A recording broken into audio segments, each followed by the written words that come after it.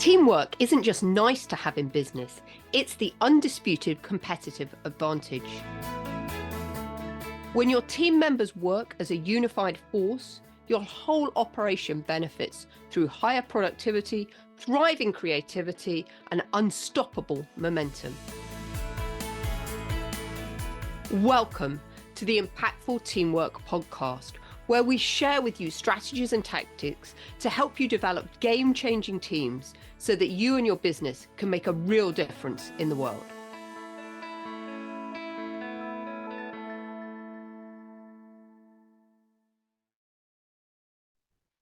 Welcome to this week's edition of Impactful Teamwork. And my name's Julia Felton. I'm going to be your host and guide as we go through the next 20 minutes or so.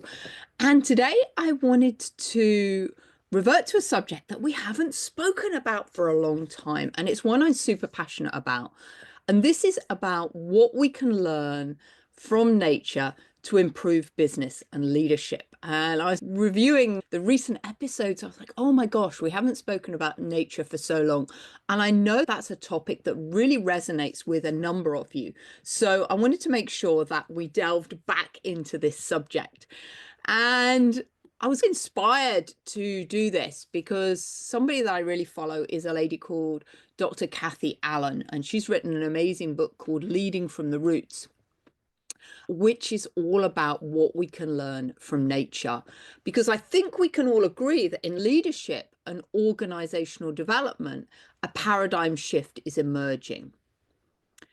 And it's one where we're moving away from viewing organizations as mechanical entities towards recognizing them as living systems. It's this systemic approach to looking at business.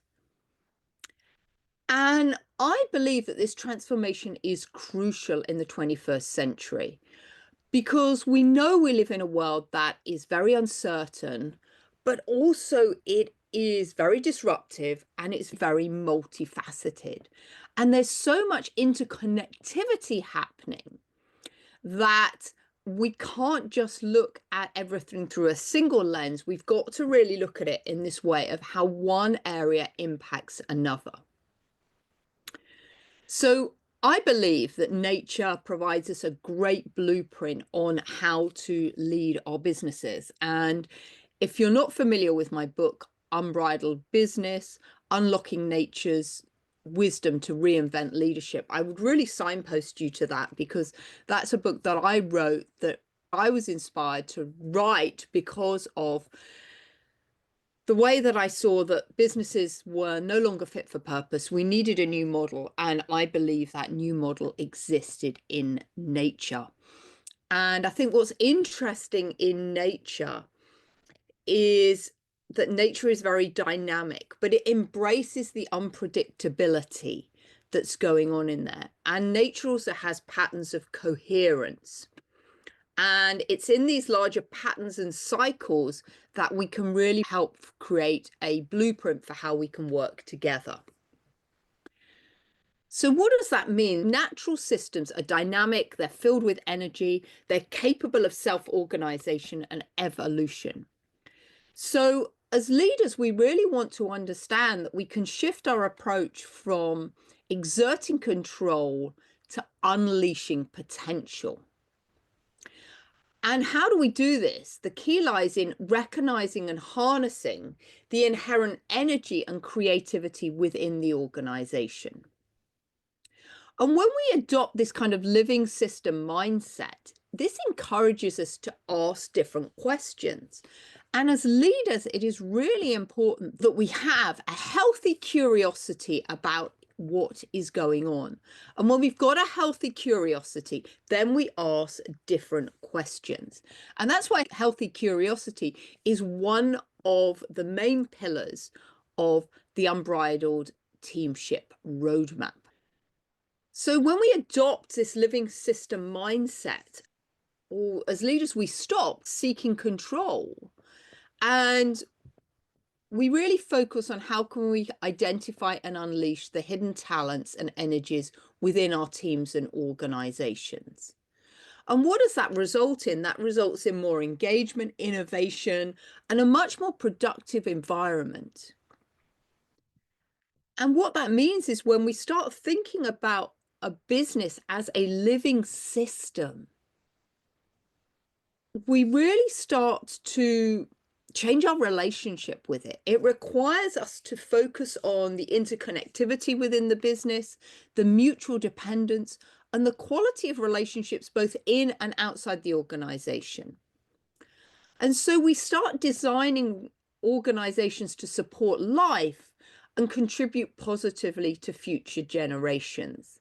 And that leads to a more sustainable and ethical business practices, aligned with the broader goals and societal environmental well-being. Because a living system mindset is all about co-creation and collaboration, as we learn to leverage the collective strengths and dynamics within the group. So when we start looking at nature as a model for leadership, it becomes really clear that nature thrives on dynamic, transformative energy. And just as nature sustains and regenerates itself through energy flows, organizations and businesses must harness and optimize their internal energy to evolve. So let's just talk about energy. Energy is a topic that I'm really fascinated with within business, because I think it's something that we don't talk about a lot.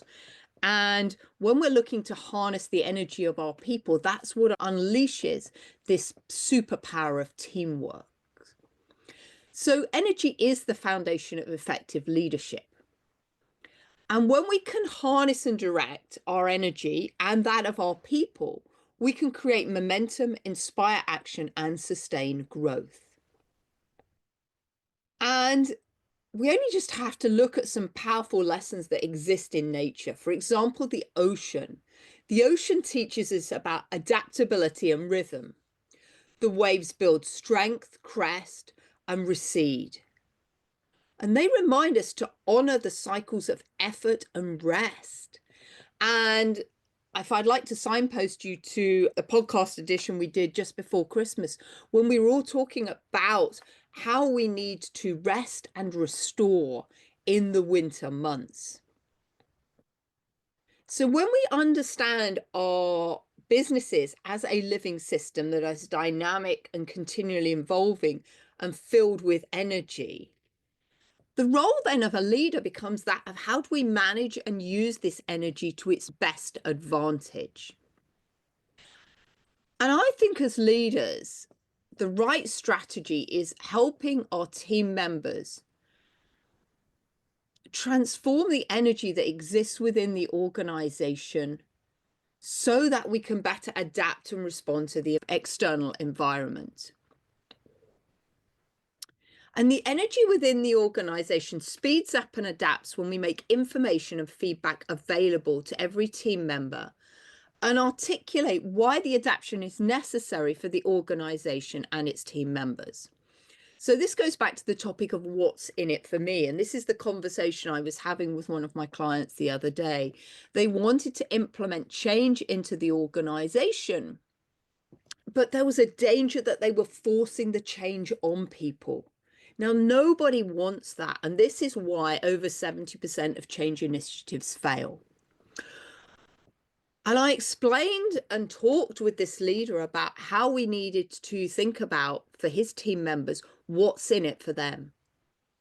Why do we want to put the change in? What are the benefits to them? How's that going to improve their working day, their levels of productivity, their efficiency at work? And I think when team members understand why we need to adapt and change and how they can contribute to that, they're way more likely to buy in. Because we've got to remember that every day our team members are choosing how they want to show up at work. Now, some of them consciously and some of them unconsciously. Because if we've spoken about before, we have this ripple effect that we leave behind us. There's a blog post I've actually done about the leadership wake, which is the level of energy we leave behind us. Just like a boat, when a motorboat is going across the ocean, or even a sailing ship, it leaves a wake behind it. The levels of the waves where we disrupt the pattern. And this is actually what happens in life. This is what we're doing as humans. We leave this wake of energy behind us, and it can either be positive or negative. And of course, when we leave positive energy behind us, it brings our teammates along with us. It encourages cooperation, creativity, productivity, and active support and collaboration. Whereas negative energy makes everything more challenging and drains that positive energy. And what we're seeing is a lot of leaders really not tapping in and optimizing this human energy within the organization. That's why at Business Horsepower, we're passionate about helping you harness the energy of your people to get optimal results. Because we want to help you unleash that positive energy in the workplace. And I just want to think about the process of photosynthesis in nature, because we know that nature runs on sunlight. And this is like a free resource. It's a life-giving resource. It's a bit like the energy within our team members. But we have to partner sunlight with leaves and grass and algae in order to synthesize that energy and transform it into the nutrients that animals and plants need. So the sun's rays become more than what they are initially because they get paired with photosynthesis. And the more authentic and reciprocal the relationship, the more the positive energy is released. And we also see positive energy being released when people connect to this larger shared purpose. And again, this is something we've spoken about on the podcast, is the power of how do we get all our team aligned and pulling in the same direction? And that is about purpose. When everyone starts pulling together because they know where they're heading and what we want to achieve. So Dr. Kathy Allen talks about organizational photosynthesis, which is a process that elicits positive instead of negative or neutral energy. And she asked leaders 2 key questions to help them understand the energy within their organization. And I wanted to share these with you. These 2 questions are what drains your energy at work and what generates positive energy at work. And of course, these answers are unique to each and every one of us, but the patterns are quite similar.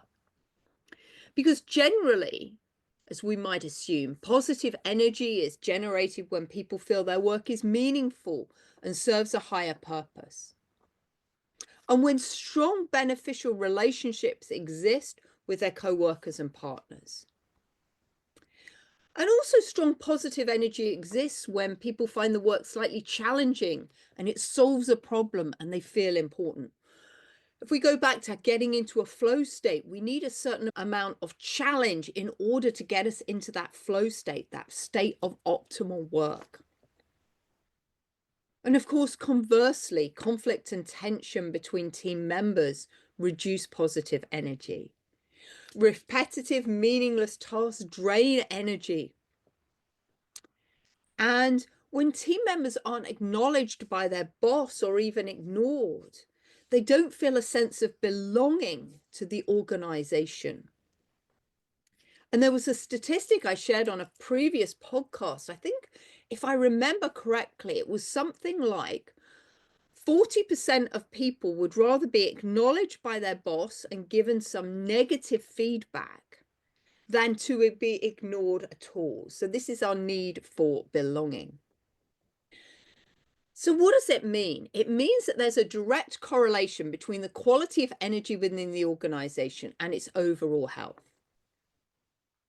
And when we can create strong energy through organizational photosynthesis, then we can get success. And I'd like you to think about this as a triad, as 3 dimensions that help create this strong energy within the organization.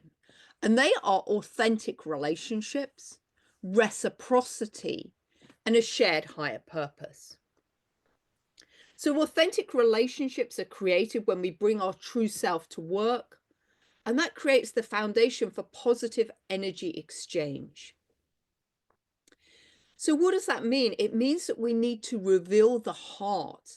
It means that we don't want to hide our feelings and thoughts because we need those if we are going to create authentic relationships. And reveal the heart was one of the topics that we were talking about on our May 20-minute teamship teaching. These are teachings that we deliver every single month. They're just 20 minutes, usually in the first week of the month, that just give you something to boost your energy with and something to focus on for that month. And so authenticity is a really key pillar of that. Reciprocity is characterized by equity and respect. And this thrives on horizontal relationships and nourishes positive energy dynamics.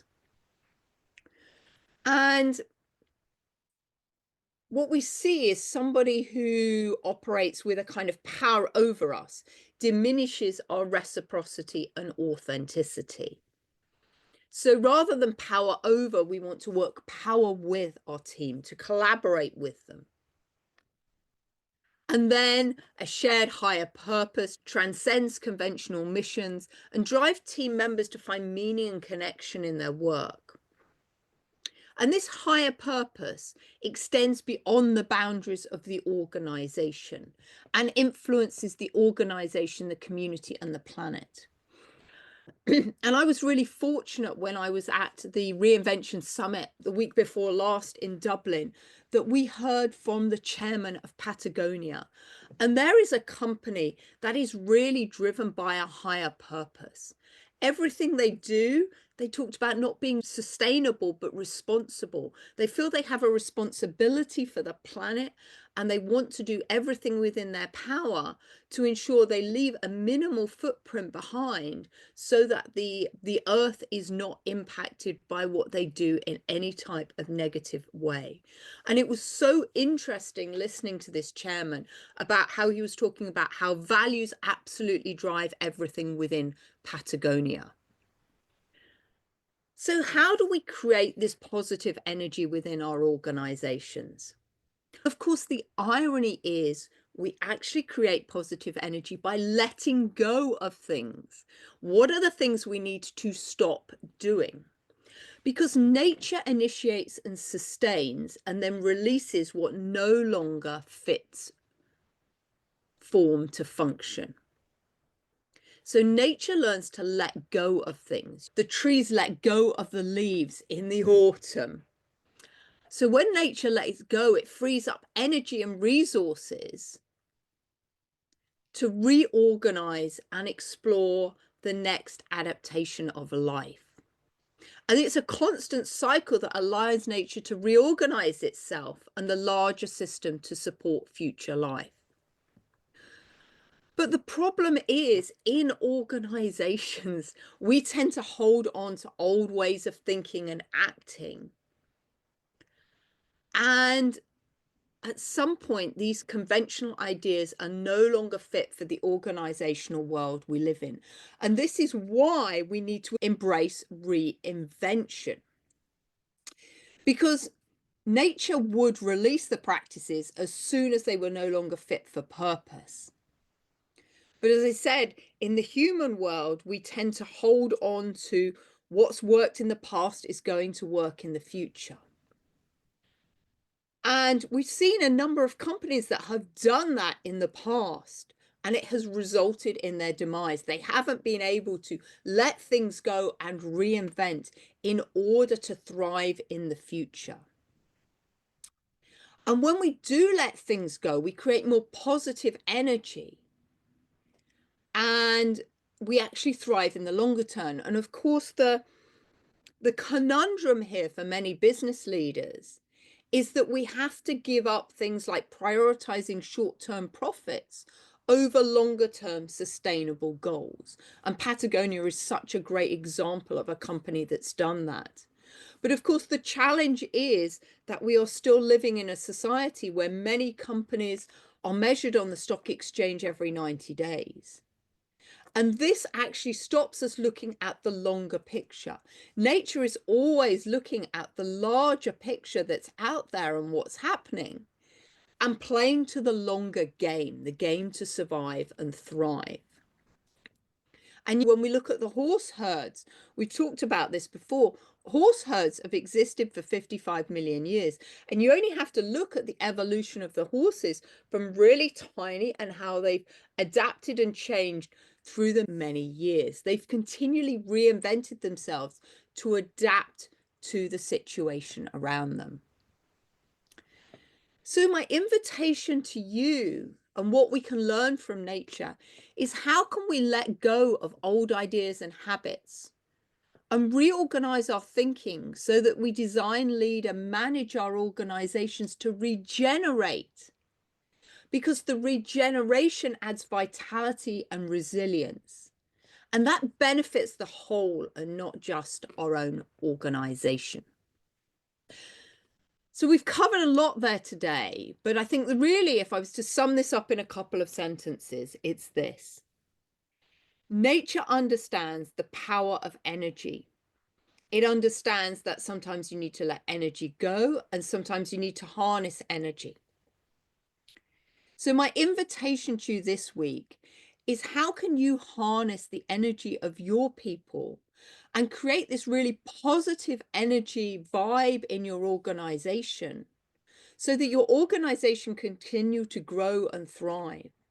And against that background, what do you need to release and let go of so that you provide the space that your organization can reinvent and regenerate itself to move forward successfully? So I really hope you've enjoyed this edition of Impactful Teamwork, where we really dived into energy, organizational photosynthesis, and how you as a leader really need to consciously think about how can you harness the energy within the organization to your best effect. I'd love to hear your thoughts on this topic because I think this is something that's not spoken about enough, but is so important and can make a massive difference to your organizational success. So until next week, I hope you have an amazing time. Bye-bye.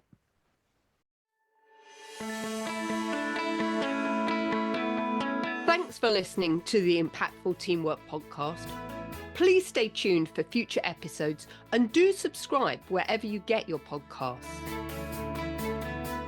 If you've enjoyed this episode, please leave a rating on your favorite platform. Recommendations are essential for attracting new listeners. Please follow us on social media at Julia Felton and at Business Horsepower. And if there are any topics you'd like us to cover on future episodes, please do let me know. Remember, you and your team are always making an impact. What impact will you make today?